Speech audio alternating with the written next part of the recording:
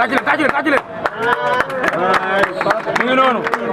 auditorium madame Fat Bintou Nam première intendante du lycée Ahmad Ndak Seck de 2002 à 2023 sous la présence du proviseur monsieur Ngouro Thiam.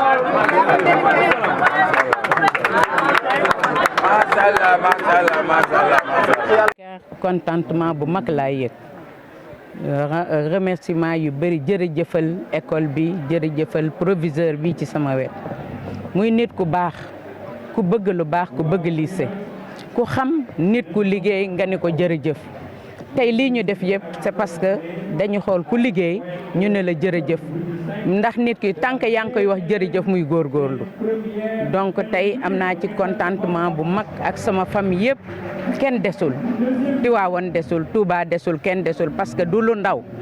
benn intendant déggaguma ñu ne ko tudde nañ ko sax benn table banc ci école à plus forte raison ñu tuddale un auditorium bu ngand nag boo xam ne ku nekk jaar na fa jërëjëf jërëjëf je suis très man daal tey sama xol fees na dafa sedd dénkaane bi lenn la rek mooy liggéey am yar am teggin respecté ñëpp jàng mu mokk nga am ci li nga bëgg loo jàngul doo ko tari bi ñu ma affecté en 2002 au lycée xamuma woon intendance parce que jànguma ko woon dama demandé bourse dem au Canada jóge fa dem à Toulouse def fa jàng fa lan mooy gestion des lycées et collèges bi ma dellu see laa xoolaat sama bopp gën a góorgóorlu ci école bi di dem nag di wuti di indi ndax yemuma rek ci école bi damay dem di wuti ay partenaires ñu may jàppale may uti ay nit ñu may jàppale may ñaan nag élèves yi fi ne ñu góorgóorlu ci njàng mi ñu góorgóorlu ci am yar fàtte grève fàtte lépp luy caay-caay fàtte lépp luy naqar te góorgóorlu ci cet di leen ñaan ñu gën a setal lycée bi ndax lycée bi c'est de l'or dama daan wax lycée bi sama bébé la bu may xool muy grandir donc yal na yàlla jàppale leen ñu am bac bi ñuy wut proviseur bi yàlla saxal ko fi saxal fi censeur ak mbooleem jullit yu fi nekk les professeurs ñëpp laa gërëm naa ñëpp sant naa ñëpp merci beaucoup. Merci. Amy Sarfal, je suis la présidente du club Intelligence Citoyenne. bu baax a baax ndax bu ñu demee ba di may ràññee fii en tant que marraine c'est parce que moom moo permettre loolu mu am donc maa ngi remercier proviseur di saluer tamit parcours am ndax liñ jot a dégg tey wane nag proviseur non seulement il est engagé mais dafa yàgg xool naka la mën a développer école bi et je pense que loolu am solo la di vraiment féliciter suñu marraine Madame Fofana ni ma ko waxee sànq 2002 ba 2023 nga àndandoo ko ak élèves yi je pense que mémoire vivante la et jaadu na tey nu sargal ko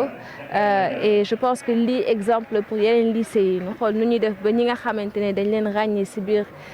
établissement yi ñi nga xamante ne ay exemple nañu nu fexe ba di leen di sargal ba xale yi jël ci ñoom modèle ndax yaakaar naa balaa ngay uti modèle feneen c'est important nga ut ko ci biir kër et je crois que école yi professeurs yi il faut que nous mettre leen davantage à l'honneur. Connaissance lu am solo la parce que dañoo nekk ci monde boo xamante ne surtout ak réseaux sociaux yi xale yi dañuy ñeewante ku nekk yaa ngi naan diw am na lii diw am na lii awma lii ba far fàtte li nga am moo tax jaadu na bu ñu nekkee ci environnement bu mel nii nu fàttali leen que seeni waajur sonn nañu ci ñoom et lépp loo xamante ne tey mun nañ ko ngir sargal leen ngir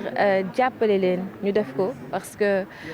nit amul lu dul waajuram et tey boo gisee xale yi ñu bëri di abandonné c'est parce que dañuy foog ne li ñu am doyul dañuy foog ne tey jàng ça sert à rien moo tax nu ñaax leen non seulement ci excellence mais aussi ci taxawu seen dëkk parce que Sénégal dafa soxla tey ay jeunes yu am Pastef ci liggéey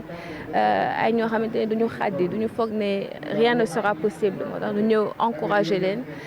xamal leen ne tey ku réussir da nga sonn da nga def ay effort nu bañ a foog ne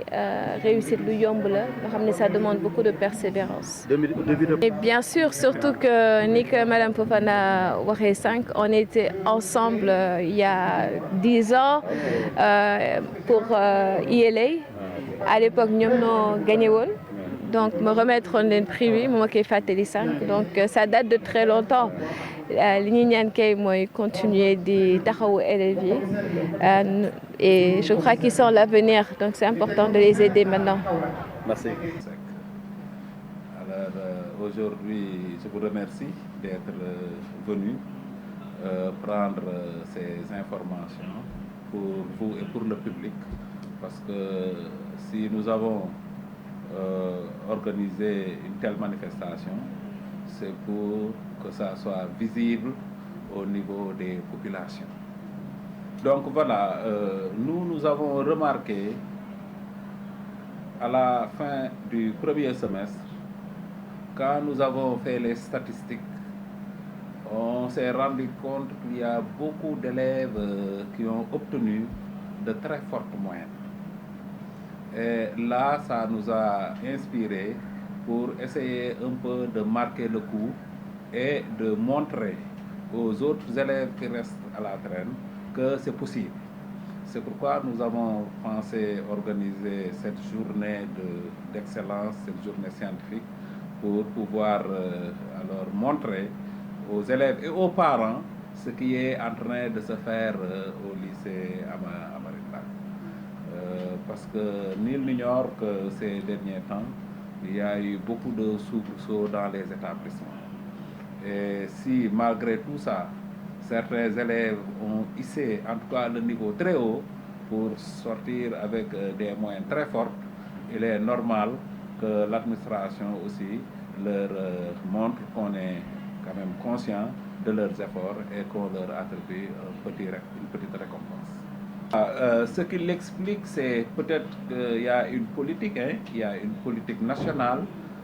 qui vise à vraiment encadrer les filles et les orienter vers les matières scientifiques. Peut-être que ça a commencé à donner ses fruits, mais la remarque que nous pouvons faire, c'est qu'aujourd'hui, les filles alors occupent les meilleures places dans le rang des évaluations. Et ça, c'est général, c'est aussi bien au niveau des secondes, des premières que des terminales. C'est valable pour les matières littéraires comme pour les matières scientifiques. Donc, il n'y a plus de séries destinées à un sexe ou à un autre. Maintenant, si vous allez en première S1 ou en terminale S1, là où vraiment il y a les élèves scientifiques purs et durs, alors on se rend compte que les filles, sur 23 en première, les 12 sont des filles.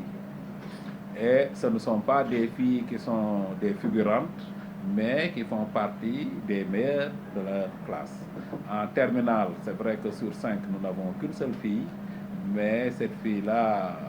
alors vraiment, c'est, si je ne m'abuse, aujourd'hui la meilleure élève de l'établissement. Vous dire combien, donc, vraiment, au niveau des séries scientifiques, alors les filles aujourd'hui sont représentées. Vous savez, nous avons un établissement pratiquement 2 tiers féminin. Sur à peu près un effectif de 3000 élèves, les 2000 sont des filles. Donc nous ne pouvons pas, dans nos actions de tous les jours, ignorer cet aspect. C'est pourquoi, d'ailleurs, ça a un peu facilité notre travail, parce qu'à chaque fois que nous avons à prendre des décisions, nous avons en face de nous un groupe de filles pour lequel nous devons tenir compte pour pouvoir vraiment asseoir une bonne politique pédagogique. Donc, alors, ce qui fait que ce soit les élèves, les surveillants ou même l'administration centrale, nous tenons toujours compte de cette composition féminine qui caractérise cet établissement.